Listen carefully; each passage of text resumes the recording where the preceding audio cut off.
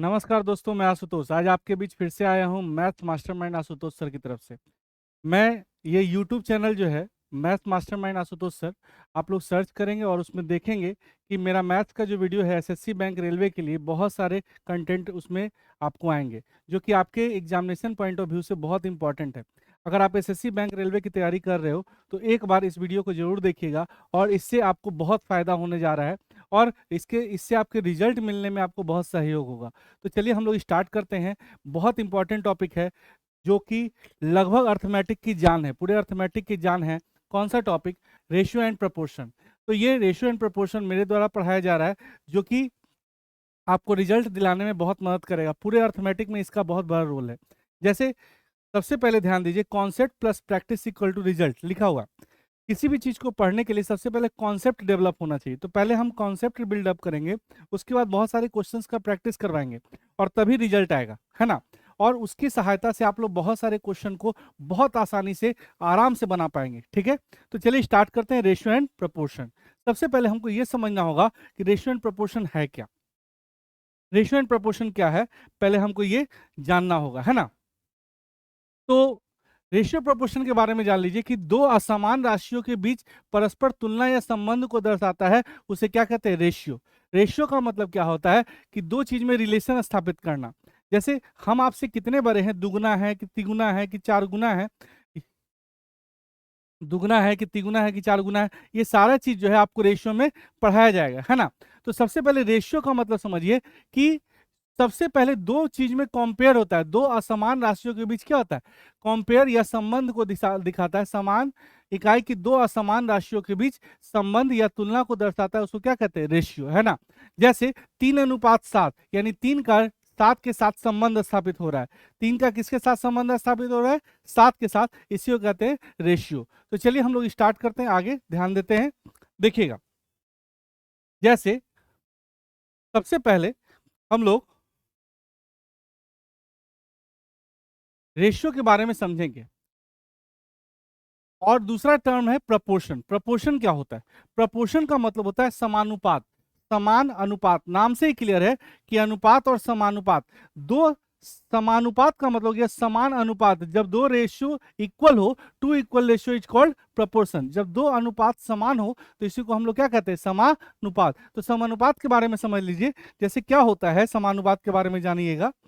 देखिए, जैसे अगर कहा जाए कि 3 और 4 का जो संबंध है वो 6 और 8 के साथ दिखाया जा रहा है। 3 और 4 का जो संबंध है वो 6 और 8 के साथ दिखाया जा रहा है। ये जो है समानुपात का साइन हो गया। किसका साइन हो गया?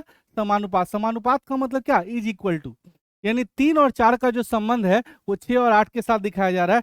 3 और 4 का जो अनुपात होगा वो 6 और 8 के अनुपात की क्या होगा? बराबर। इसी को हम लोग क्या कहेंगे? समानुपात, है ना। तो चलिए स्टार्ट करते हैं आगे, देखिएगा। नेक्स्ट कह रहा है ए रेशियो बी का मतलब क्या होता है? ए रेशियो बी का मतलब होता है ए और बी का, ए रेशियो बी का मतलब क्या होता है?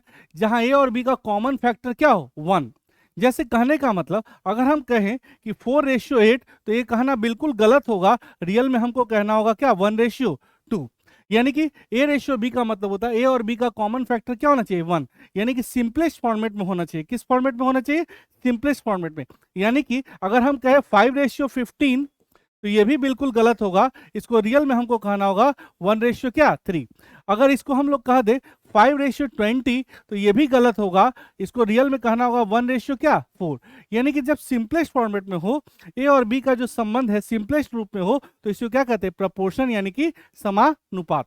चलिए आगे देखते हैं। आगे जो है नेक्स्ट स्लाइड आपके सामने ये रहा।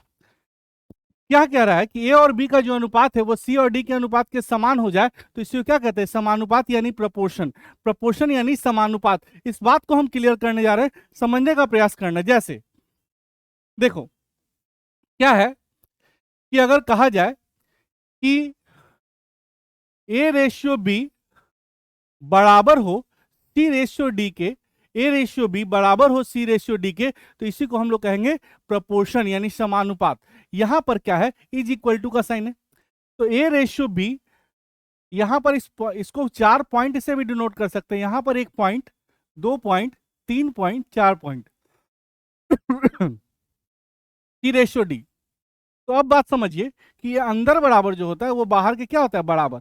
अंदर बराबर क्या होता है, बाहर के। जैसे देखिए, इसको हम कह सकते हैं A upon B is equal to C upon D. Cross करेंगे तो ए डी बराबर क्या होगा भाई, बी सी। ए डी बराबर क्या होगा, बी सी। यानी प्रोडक्ट ऑफ एक्सटर्नल क्वांटिटीज बराबर प्रोडक्ट ऑफ इंटरनल क्वांटिटीज। ए और डी क्या है, बाहर में, और बी और सी क्या है, अंदर में। तो बाहरी राशियों का जो प्रोडक्ट होगा और अंदर की राशियों का जो प्रोडक्ट होगा वो दोनों क्या होगा, बराबर। यानी प्रोडक्ट ऑफ एक्सटर्नल क्वांटिटीज बराबर प्रोडक्ट ऑफ इंटरनल क्वांटिटीज। ये बहुत इंपॉर्टेंट है, इसका बहुत ज्यादा रोल है ना, इस बात को ध्यान रखिएगा। चलिए हम लोग आगे चलते हैं, आगे समझने का प्रयास कीजिएगा। जैसे फोर्थ प्रपोर्शन। फोर्थ प्रपोर्शन का मतलब क्या हो गया, ए बी सी डी का फोर्थ प्रपोर्शन निकालना है, यानी कि चतुर्थ समानुपात निकालना है। चतुर्थ समानुपात कौन है, डी, यानी डी चौथे नंबर पे। अगर कहा जाए ए बी सी और डी, अगर हम डी को गायब कर ले, डी को क्या कर ले भाई, गायब, तो अब कह सकते हैं कि अंदर बराबर क्या, बाहर। तो ए एक्स इज इक्वल टू क्या होगा, बी सी। तो एक्स बराबर क्या होगा, बी सी बाई ए। यानी कह सकते हैं कि ये फोर्थ प्रोपोर्शन का फॉर्मूला हो गया बी सी बाई ए। देखिए ए बी सी डी में A first proportion, B second proportion, C third proportion और D fourth proportion. A B C D में बात करेंगे A first, B second, C third और डी फोर्थ। अगर fourth को gap कर लें तो इंटरनल बराबर क्या होगा, एक्सटर्नल। यानी आंतरिक राशि का जो प्रोडक्ट होगा और बाहरी का जो प्रोडक्ट होगा दोनों क्या होगा, बराबर। इससे एक्स का वैल्यू निकलेगा बीसी अपॉन ए। इसको कहते हैं फोर्थ प्रपोर्शन, यानी कि चतुर्थ समानुपात। चलिए आगे चलते हैं, समझिएगा। जैसे अब कह रहा है कि मिड प्रपोर्शन निकालना है। क्या निकालना है आपको, मिड प्रपोर्शन, मध्य समानुपात। इसको समझिए, यहां समझने की बात यह है कि ए बी और सी, ए बी सी में बी को हम लोग क्या कहेंगे, मध्य। ए बी सी में बी को क्या कहेंगे, मध्य। अब बी को हम गायब कर लेते हैं, ए एक्स सी, यानी बी गायब हो गया। अब ए का रिलेशन हम किसके साथ स्थापित करेंगे, एक्स के साथ, और फिर एक्स का रिलेशन किसके साथ स्थापित करेंगे, सी के साथ। तो अंदर बराबर क्या बताए थे, बाहर, यानी x square is equal to क्या होगा, ए सी। तो एक्स का वैल्यू क्या होगा, रूट अंडर ए सी। इसी को हम लोग कहते हैं मिड प्रपोर्शन या मिडिल प्रपोर्शन, यानी कि मध्य समानुपात। अगर बी का वैल्यू निकालना, मिड का वैल्यू निकालना, ए बी सी के मिड में कौन है, बी। ए बी सी के मध्य में कौन है, बी। तो ए का रिलेशन एक्स के साथ, तो एक्स का रिलेशन सी के साथ। तो अंदर बराबर क्या हो गया, बाहर, यानी x square is equal to A C. तो एक्स का value root under A C. इसी को कहते हैं मध्य समानुपात, यानी मिड प्रपोर्शन। क्लियर। चलिए अब आगे चलते हैं हम लोग, ध्यान दीजिएगा। देखिए नेक्स्ट क्या है, ए बी सी में सी क्या है, थर्ड। ए बी सी में सी क्या है, थर्ड। ए बी और सी की बात करें तो सी क्या है, थर्ड। ए बी और सी को हम लोग क्या मान लिए, एक्स। अब बताओ ए का रिलेशन किसके साथ स्थापित करेंगे, बी के साथ। फिर बी का रिलेशन किसके साथ स्थापित करेंगे, एक्स के साथ। देखो ए का संबंध बी के साथ और बी का संबंध एक्स के साथ, है ना। तो अंदर बराबर क्या होगा बताओ, बाहर। अंदर बराबर क्या होगा, बाहर, यानी ए एक्स इज इक्वल टू क्या होगा, बी स्क्वायर। तो एक्स इज इक्वल टू क्या होगा, बी स्क्वायर बाय ए। यही आपका थर्ड प्रपोर्शन है, जो कि फॉर्मूला आपके सामने लिखा हुआ है। आ रहा है समझ में। तो फर्स्ट प्रपोर्शन, फोर्थ प्रपोर्शन हम लोग सीख लिए, मिड प्रपोर्शन सीख लिए, थर्ड प्रपोर्शन सीख लिए। अब इसमें से एक क्वेश्चन तो एग्जाम में 100% आता है, कैसे निकालेंगे first proportion, mid proportion, third proportion. ये क्वेश्चन अक्सर एग्जाम में आता है। चलिए एक बात और आ रहा है आपके सामने कि कंपोनेंडो डिविडेंडो क्या होता है। कंपोनेंडो डिविडेंडो का मतलब होता है योगांतर निष्पत्तियां। योगांतर निष्पत्तियां योग और अंतर से रिलेटेड है। कहने का मतलब है कि अगर A by B is equal to होगा C by D, A by B is equal to होगा सी बाई डी, तो ए प्लस बी बटा A minus B is equal to C plus D बटा सी माइनस डी हम लोग लिख सकते हैं। यानी उसका फॉर्म हम लोग चेंज कर सकते हैं। उसी तरह से बात करते हैं, अगर a प्लस बी बटा A minus B is equal to C by D दी रहा है, तो इसको हम लोग कर सकते हैं a बाई बी, और c बाई डी को कर सकते हैं c plus d by c minus d. और यहाँ a बाई बी को कर सकते हैं a प्लस बी और a माइनस बी, और c बाई डी को c plus d by c minus d. तो कंपोनेंडो डिविडेंडो का दो फॉर्मूला है। इस बेस पे हम आपको एक बेस समझा रहे हैं, एक कॉन्सेप्ट समझा रहे हैं, समझने का प्रयास करना है। जैसे आपके पास लिखा रहे a प्लस बी बटा A minus B is equal to 5/3, और क्वेश्चन पूछ दे कि ए और बी का रेशियो फाइंड करना है, तो क्या निकाल पाएंगे, क्या बिल्कुल निकाल पाएंगे। ए प्लस बी बटा ए माइनस बी को हम लोग क्या लिख सकते हैं, ए बाई बी। और यहां पर इसको क्या लिख सकते हैं, कंपोनेंडो डिविडेंडो के अनुसार 5 प्लस 3 अपॉन 5 माइनस 3 कर सकते हैं ना। ये फॉर्मूला पे आ जाओ, ए प्लस बी बटा ए माइनस बी बराबर सी बाई डी, तो इसको लिख सकते हैं ए बाई बी, और यहां कर सकते हैं सी प्लस डी बटा सी माइनस डी। तो अब देखो A by B is equal to क्या होगा, 8/2, 8/2 काटेंगे तो 4/1, 4/1, यानी ए रेशियो बी की बात की जाए तो 4 रेशियो क्या होगा, 1। बात समझ में आ रही है। कंपोनेंडो डिविडेंडो का जो फॉर्मूला लगा है उस आधार पे इस क्वेश्चन को हम लोग कितना आसानी से बना लिए। ए प्लस बी बटा ए माइनस बी को हमने लिखा ए बाई बी, और सी बाई डी को लिखा सी प्लस डी बटा सी माइनस डी। अब 8/2 आया, काटे तो 4:1, यानी ए और बी का अनुपात आराम से हम लोग निकाल सकते हैं। इसी तरह का एक क्वेश्चन आपको हम और दिखाते हैं, बहुत आसानी से आप लोग बनाइएगा। जैसे समझिए, क्वेश्चन है आपके सामने ये, जैसे कहा जाए root under x+1 plus x-1 बटा x+1 minus x-1 is equal to 2, और आपसे x का वैल्यू फाइंड करना है। तो बोलिए सर इस क्वेश्चन को बनाने के लिए क्या हम लोग को टाइम बहुत ज्यादा लगेगा कि नहीं लगेगा? इसको सॉल्व करना है तो बहुत ज्यादा टाइम लगेगा। इसको हम लोग कम समय में कैसे बनाएंगे वही हम आपको सिखाने जा रहे हैं। देखो, कंपोनेंटो डिविडेंडो लगाएंगे तो x+1 बटा x-1 को हम लोग कर सकते, x+1 अपॉन x-1 कर सकते ना। a प्लस बी बटा ए माइनस बी को हम लोग क्या कर सकते, a बाई बी कर सकते ना। a प्लस बी बटा ए माइनस बी को क्या कर सकते, a बाई बी, और यहाँ c बाई डी को, इसके नीचे 1 है ना, तो c plus D upon c minus D कर सकते। अब यहाँ सॉल्व करेंगे तो x+1 अपॉन x-1 क्या किए कि दोनों को रूट में चढ़ा दी, इसका भी रूट और इसका भी रूट। अब बताओ ये क्या हो जाएगा, 3/1, ये रूट उधर जाएगा तो क्या होगा, स्क्वायर। तो आप कर सकते हैं x+1 upon x-1 is equal to 9/1, square कर दिए, रूट उधर गया तो। फिर कंपोनेंडो डिविडेंडो लगा सकते ना, तो x/1 is equal to 9 + 1 by 9-1, यानी 10/8, काटेंगे छोटू तो 5/4। तो कितना इजीली तरीके से हम लोगों ने x का वैल्यू फाइंड कर लिया। ये क्या किया समझ में आया, कंपोनेंडो डिविडेंडो ए प्लस बी बटा ए माइनस बी को हमने किया ए बाई बी, और सी बाई डी को किया सी प्लस डी बटा सी माइनस डी। इससे हम एक्स का वैल्यू इजिली निकाल पाए। बात समझ में आ रही है, कहीं कोई दिक्कत नहीं है। ये कॉन्सेप्ट है सर, अगर कॉन्सेप्ट क्लियर हो गया ना तो क्वेश्चंस का प्रैक्टिस करोगे और रिजल्ट 100% आएगा। बस लगे रहना है सर, धीरे धीरे प्रैक्टिस करना है, प्रैक्टिस करोगे तो रिजल्ट 100% आना ही आना है। लेकिन हाँ, कॉन्सेप्ट बहुत जरूरी है, धीरे धीरे धीरे धीरे पढ़ के हम लोग रिजल्ट दे सकते हैं, है ना। और ये रेशियो जो चैप्टर है ना, हर एग्जाम में आता है, इसका एप्लीकेशन, इसका यूजेज हर टॉपिक में है, तो इसलिए इसको पढ़ना बहुत जरूरी है। क्लियर? तो चलिए आगे चलते हैं। आगे आपके सामने ये रहा, कह रहा है रिलेशन निकालना है। देखो क्या कह रहा है, एक्स रेशियो वाई का value A ratio B, Y ratio Z का value C ratio D. X ratio Y का value A ratio B, Y ratio Z का वैल्यू सी रेशियो डी। तो एक्स वाई जेड निकालना और x और Z निकालना।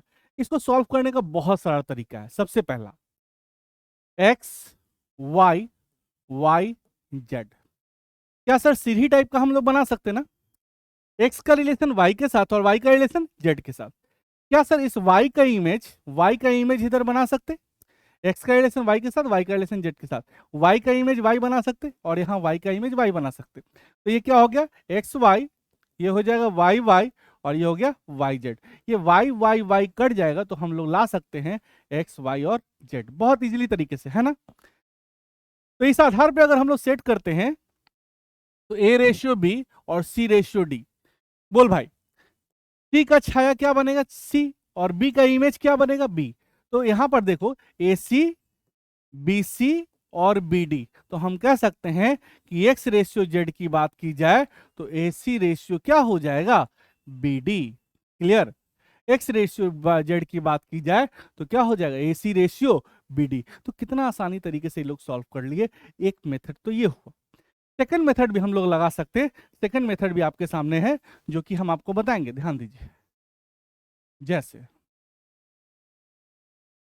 है ना, सेकंड तरीका क्या है, x y y z. Sir इस तरह से हम लोग बनाते हैं, एक्स का रिलेशन किसके साथ, वाई के साथ, वाई का रिलेशन वाई के साथ, वाई का रिलेशन जेड के साथ। तो x y ratio y y ratio y z, y y y cut जाएगा तो क्या एक्स वाई जेड आ जाएगा छोटू? आ सकता ना? तो इस आधार पे अगर सेट करते हो तो क्या होगा, ए रेशियो बी और सी रेशियो डी। तो बोल भाई कैसे बनेगा, ऐसे ऐसे ऐसे। तो हम कह सकते हैं ना, A C ratio B C ratio B D. तो कह सकते हैं एक्स वाई जेड का जो वैल्यू आएगा वो क्या आएगा, A C ratio B C ratio B D. Clear? तो एक फॉर्मूला हुआ, इस आधार पे हम लोग बना सकते हैं। अगर एक्स जेड निकालने की बात की जाए तो यहीं से बता सकते हो कि एक्स का वैल्यू ए सी और जेड का वैल्यू बी डी। तो एक्स रेशियो जेड की बात की जाए तो क्या हो जाएगा, a C ratio B D. Clear? ये दो दो तरीका आपको बता दिए, है ना? और इसका और भी तरीका है, लेकिन हम लोग बताएंगे नेक्स्ट क्वेश्चन में। क्वेश्चन की तरफ जब प्रैक्टिस करेंगे ना, तब हम लोग इसको डिस्कस करेंगे। तो चलिए अब देखिए, अगर आपसे एग्जाम में पूछा जाए कि एक्स रेशियो जेड क्या है, तो क्या आराम से दे सकते हैं ना आंसर? एक तरीका और भी है, एक्स वाई वाई और जेड। क्या सर वाई वाई कट जाएगा तो एक्स और जेड आ जाएगा कि नहीं आ जाएगा? आ जाएगा। तो चलिए, ए बी सी और डी, क्या यहाँ कुछ कटने लायक है? नहीं ना? कटने लायक है नहीं ना? तो डायरेक्ट एक्स का वैल्यू क्या होगा, ए सी, और वाई का जो वैल्यू क्या होगा, जेड का वैल्यू बी डी। तो क्या एक्स रेशियो जेड निकाल पाओगे? बोलो क्लियर है? बहुत आसानी से हम लोग समझ पा रहे हैं। चलिए धीरे धीरे आगे हम लोग बढ़ेंगे और क्लियर होता चला जाएगा, है ना? नेक्स्ट क्वेश्चन आपके सामने ये रहा। एक सारा कॉन्सेप्ट है सर, कॉन्सेप्ट पहले क्लियर करना बहुत जरूरी है। अब आपके सामने ये क्वेश्चन आ रहा है, इसको समझिए। A b B C c D. तो ए बी सी डी निकालना है और ए डी निकालना है। कैसे बनाएंगे, ध्यान दो। सबसे पहले आपको तो हम बताए थे ए बी बी सी और सी डी, पहले सीढ़ी नुमा आकृति बनाते हैं। कौन सी आकृति बनाते हैं, सीढ़ी नुमा। ए का रिलेशन बी से, बी का रिलेशन सी से, सी का रिलेशन डी से। अब आइए सर, बी का इमेज क्या बनेगा, बी। सी का इमेज क्या बनेगा, सी। यहां सी का इमेज सी, सी का इमेज सी, बी का इमेज बी और बी का इमेज बी। तो यहां क्या आ जाएगा, A B C, B B C, B C C और बी सी डी। तो क्या B C B C B C B C काट देंगे तो हमारे पास आ जाएगा ए बी और सी और डी। इस पैटर्न को अगर फॉलो करेंगे ना तो इसका आंसर भी हम लोग आराम से दे सकते। जैसे देखो, पी क्यू आर एस के और एम। चलिए सर, इस आधार पे अगर आर का छाया क्या बनेगा, आर। एस का इमेज क्या बनेगा, एस। के का छाया के का इमेज के। क्यू का इमेज क्यू, क्यू का इमेज क्यू। तो इसको हम कर सकते हैं पी आर के, क्यू आर के रेशियो, क्यू एस के रेशियो, क्यू एस एम। तो क्या sir a B C d निकल गया? अगर इसी में पूछा जाए कि ये रेशियो डी क्या होगा तो क्या आराम से नहीं बता सकते, पी आर के और रेशियो क्यू एस एम? नहीं, क्योंकि ए का वैल्यू क्या था, ये, और डी का वैल्यू क्या था, ये। तो कितना आसानी से हम लोग इसको सॉल्व कर पा रहे हैं। केवल ये कॉन्सेप्ट है, इस कॉन्सेप्ट को क्लियर करते जाइएगा, रिजल्ट 100% आना है। एक तरीका तो ये हुआ। दूसरा तरीका जो है आपके सामने ये रहा इसी क्वेश्चन को बनाने का दूसरा तरीका, a b B C c d. चलिए सबसे पहले सामने ए बी सी, ढक्कन खोलेंगे बी बी सी, ऊपर से ढक्कन बंद बी सी सी, और सामने बी सी डी। बोलिए सर, सबसे पहले सामने ए बी सी, फिर ढक्कन खोलेंगे बीबीसी, ऊपर से ढक्कन बंद बीसीसी, और सामने बीसीडी। तो यहां बीसी बीसी बीसी बीसी काट देंगे तो ए बी सी डी आ जाएगा नहीं? तो इस आधार पे बताइए, पी क्यू आर एस के एम। बोल भाई, आर सबसे पहले सामने पी आर के, ढक्कन खोलेंगे क्यू आर के, ढक्कन बंद क्यू एस के, और सामने तो q s m. Sir clear हो पाया? तो इस तरह से करके हम लोग ए बी सी डी निकाल दिए। अगर ए डी की बात की जाए तो ए का वैल्यू पी आर के और डी का वैल्यू क्यू एस एम। तो इस कॉन्सेप्ट को समझे? चलिए नेक्स्ट की तरफ हम लोग मूव करेंगे। नेक्स्ट क्वेश्चन आपके स्क्रीन पे ये रहा, नेक्स्ट कॉन्सेप्ट। समझिए, अगर ये क्वेश्चन आपके एग्जाम में आ जाए कि x is equal to b y is equal to c z, तो क्या इसको सॉल्व कर पाएंगे? बताओ। एकदम 100% सॉल्व कर पाएंगे बहुत आसानी से। सबसे पहले देखो, x is equal to b y is equal to c z, पहले बेसिक तरीका बताते हैं। इज इक्वल टू हम क्या मान लिए? 1, ये एज्यूम कर लिए। हम 1 माने हैं, आप 2, 3, 4, 5 कुछ भी मान सकते हैं ना। तो एक्स का वैल्यू क्या है बाबू? 1। तो एक्स का वैल्यू क्या होगा? 1/a। उसी तरह से बी वाई बराबर क्या होगा? 1। तो वाई का वैल्यू क्या होगा? 1/b। उसी तरह से सी जेड का वैल्यू 1 होगा, तो जेड का वैल्यू क्या होगा? 1/c। ये समझ में आया?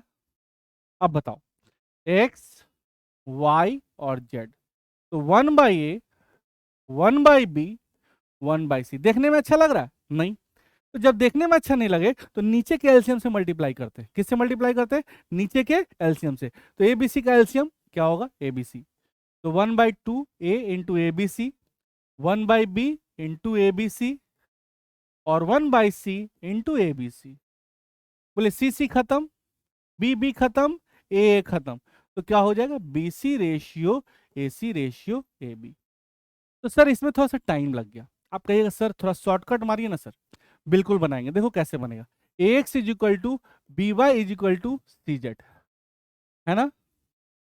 अगर x निकालना है, y निकालना है, z निकालना है, तो बहुत आसानी से आप बना सकते हैं। कैसे? अगर x निकालना है तो x को छिपा दो, x निकालना है तो x को छिपा दो, और y का कॉफिशिएंट और z के कॉफिशिएंट को मल्टीप्लाई करो, तो क्या हो जाएगा? x को जैसे ही छिपाएंगे तो इन दोनों का कॉफिशिएंट मल्टीप्लाई होगा, तो क्या हो जाएगा? bc।